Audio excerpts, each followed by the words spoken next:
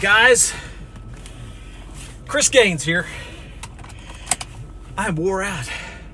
That was an incredible freaking shoulder workout, man. Look at that. I mean, that's my biceps, but see that blood and that muscle right there? Trust me, there's blood in there. It's red under that skin. Tons of blood in there. I hope you guys enjoyed that little workout. A couple little accessories, shoulder type things. I gotta get some freaking air in here. This is January in Texas, by the way. It's hotter than hell. Yes, I know you don't feel sorry for me, but man, it's burning up out here. It's the temperature outside. Well, it's 43 degrees. Okay, it's not that hot, but I'm sweating. That was a good workout. Shoulders feel pumped, triceps feel pumped. It's been a interesting couple days in the life of a tour manager. We just did this great show in LA at the Staples Center. It was awesome. Basically, we flew out there, and I'm not going to talk about this show too much. Granger has his YouTube channel. He had his camera there. He's doing all his stuff. I'm not going to bore you with mundane details, but it was really, really cool. It was a show with Kane Brown at the Staples Center. Marshmello was there. And of course, we're buddies now, so I just call him Mello. And maybe someday I'll call him Mellow Yellow. It was a good time. However, getting back was not that easy for me. I was supposed to have an 8:30 a.m. flight, and because of weather in Dallas, in which I tell you, I feel like 95% of my travel issues have to deal with weather in Dallas. But weather in Dallas caused my flight to get canceled at 8:30 a.m. the morning after the show. So it got rescheduled for noon. Then that flight got canceled. So then they put me on a 4:30 flight out of LAX. 4:30 flight got delayed until 6. So all of a sudden, this 6 p.m. flight was going to put me in Dallas at 11:30. However, my connecting flight to Killeen was supposed to leave at 10:30. So I hope and prayed for my sake that the connecting flight would be delayed as well. And lo and behold, the Lord heard me. He answered my prayers. That flight was delayed. I ended up getting into Dallas. I caught my connecting flight, which left like at 12:30 a.m., which is insane. I ended up getting home. I was in the bathtub with a glass of Gentleman Jack at 3 a.m. So here we are, back home, getting back into this home life. Got my little home workout out of the way here. I wanted to share something with you real quick. Doesn't have anything to do with weightlifting, but this is more of a generational thing. And I'm 42 years old. I feel like my generation is the last great generation. I'm sorry, but I love my generation, man. We freaking grew up in the 80s and 90s. Don't get no better than that. So I'm concerned about this young, I wouldn't even say millennials, whatever the hell is after millennials, this younger generation, this 15 years old to 25-year-old demographic. I have concerns about these kids growing up that they do not communicate. Everything is text, everything is social media. They don't know how to talk to each other. God, I sound like an old man right now. I also have a concern that these kids are a little bit lazy. Everything is given to them for the most part. Participation trophy award generation is what I'm calling them. Everybody gets a medal as long as you play. You don't have to earn. So, maybe this perception is false, and maybe I'm not being fair. But I've had these concerns, and I especially have these concerns when I think about, and this is coming from a guy that did not sign up for the military for my own selfish reasons, but I'm a little concerned about this younger generation of, these are the guys that are going to go to war. These are guys that are going to defend our country. So I was on a plane to LAX a couple days ago, as you know, and I'm sitting next to, well, I'm in my aisle seat. There's an aisle, and then there's another seat next to me. And this young girl didn't have herself fixed up very well, but I could tell she was probably really cute. And on the other side of her was this young guy Looked like a little pretty boy, probably 20, 21 years old. I kind of glance over and always look around just to see who make sure I'm not sitting next to a terrorist or anything. So I start listening to these two converse, start having a conversation. They don't know each other. And the young girl is a dancer. She's from Argentina. And I start listening to the guy. I'm like, nah, this is some freaking West Coast pretty boy. This freaking millennial. And I already start just conjuring up these thoughts in my head of what this guy is. So he gets to talking. And I hear, I sense an accent. I'm like, okay, maybe he's not from LA or California. Come to find out, I listen to him, he's from Texas. I'm like, okay, that's cool. I'm listening, and like, oh, okay, yeah, he's probably going out here for a bachelor party or something. His parents probably are filthy rich, and they're just handing him everything. He probably lives in Highland Park. So I continue to listen, and the girl's asking him what he does, and he has just finished up trade school to be an electrician. And not only is he doing that, but he's working on his master certification, which would allow him to be an electrician in buildings, not just residential. So, as you can see, I'm wrong about this kid. This idea that I have in my mind is off. I continue to listen. Remember what I said earlier about kids not talking to each other and everything's texting and social media? I listened to the guy ask this girl out. They want to go on a date sometime. Ask for her phone number. And of course, she doesn't write it down like in the old days, but she does give it to him. He puts it in his phone and everything. But moral of the story, don't judge a book by its cover. I had this idea in my mind that this was just this little pretty boy punk from SoCal, this entitled millennial, and man, I was way off. It's way off. Turns out this is a really good guy, and maybe I just need to look at people differently. Maybe this younger generation has something to offer that I just don't appreciate. I don't know. That's the moral of the story. I made some mental gains on that flight, I'd like to say. Daddy's home. Baby, I put her in my boot. Really? Wow. What do you have your AirPods on for? Because I always wear these brand new AirPods. Yeah, I want to show you. These AirPods were a gift. Check this out, man. I took Granger to a little appointment. Take him to the dentist? No.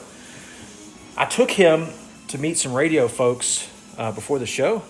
And after we met the radio folks, the contact from the Staples Center said, hey, I want to give Granger a gift.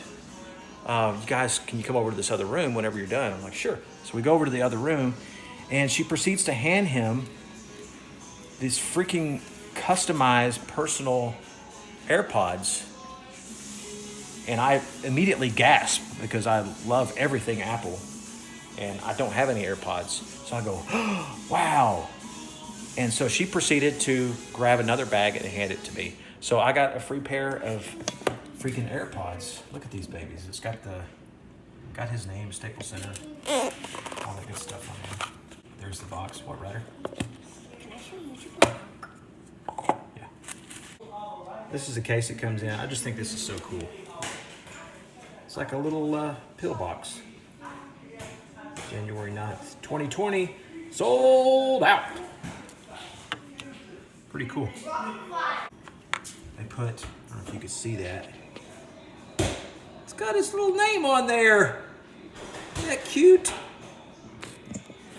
Perks of the job right there, baby. This fool thinks he can dunk. Let's see. Oh my gosh, that's what you get for trying to dunk with a soccer ball. Oh, there you go. That's pretty good.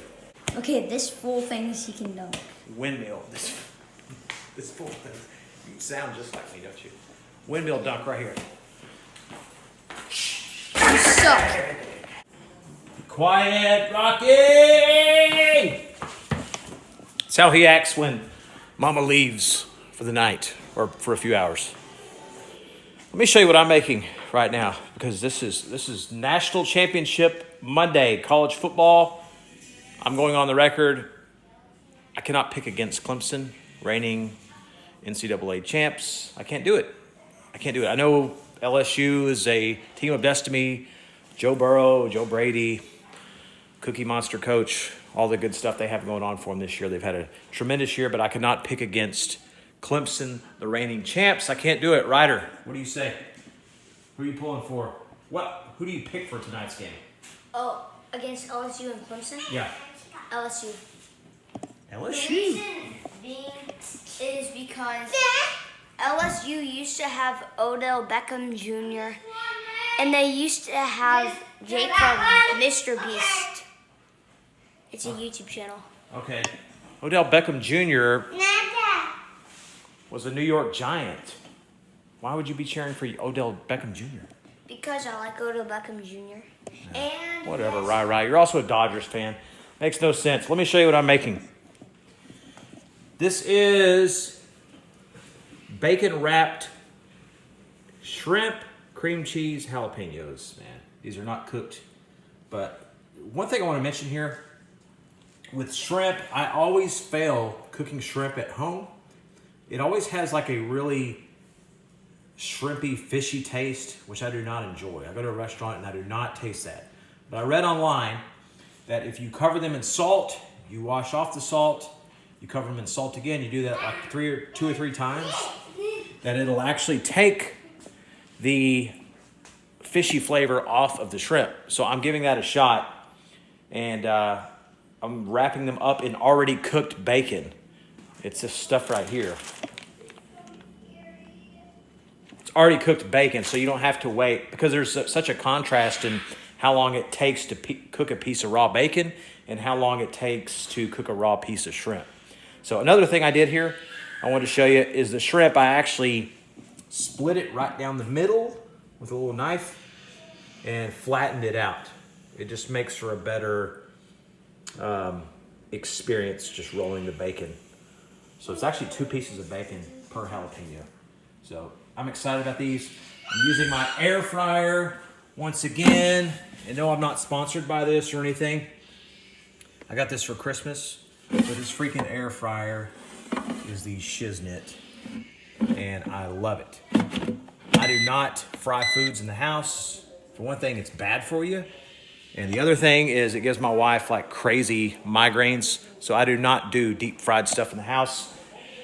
But I love the crispiness of fried stuff. So this is my go-to thing for buffalo wings, which I am also doing tonight.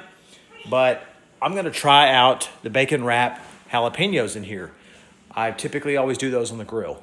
So I'm not doing the grill tonight. It's a little cold outside for a sleeveless shirt. And I do not wear sleeves.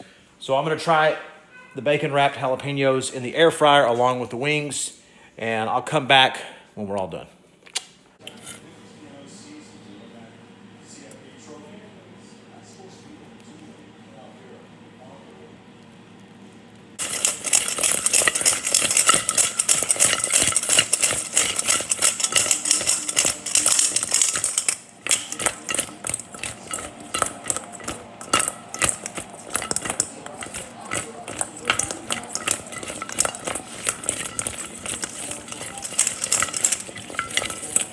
Oop, man overboard.